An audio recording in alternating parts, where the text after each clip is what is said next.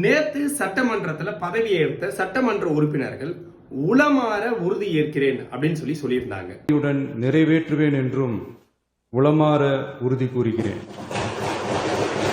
இத செய்தியா வெளியிடக்கூடிய செய்தி சேனல்கள் உளமாற அப்படின்றதுக்கு வல்லினரகரம் பயன்படுத்தி இருந்தாங்க.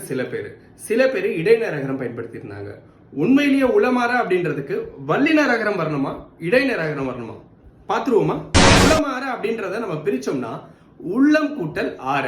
இங்க ஆற அப்படின்றது தான் முக்கியமானது. ஆற வல்லினரகரத்துல வந்துச்சுன்னா தனிய அப்படின்ற ஒரு பொருள் வரும். அதாவது உள்ளம் தனிய உறுதி ஏற்கிறேன் அப்படின்ற பொருள் வரும். வல்லினரகரம் போடும்போது உள்ளம் மாற அப்படின்ற ஒரு பொருளும் வர்றதுக்கான வாய்ப்பு உண்டு. இதுவே இடைநரகரம் போட்டு எழுதும் போது அது முழுமை நிறைவு அப்படின்ற பொருளை தரும். இங்க முழு மனதோடு உறுதி ஏற்கிறேன் அப்படின்ற பொருளை இது தர்றதால இதுதான் சரியா இருக்கும். இதே மாதிரிதான் மனதார, வாயார, கண்ணார இது எல்லாமே நிறைவு முழுமை அப்படின்ற பொருளை தரும். இந்த இடங்கள்ல எல்லாம் கண்டிப்பா நாம வல்லினரகரத்தை பயன்படுத்தவே கூடாது, இடைநரகரத்தை தான் பயன்படுத்தணும். இந்த காணொலியை தமிழை விரும்பி கேட்கக்கூடிய உங்களுடைய நண்பர்களுக்கு பகிருங்க.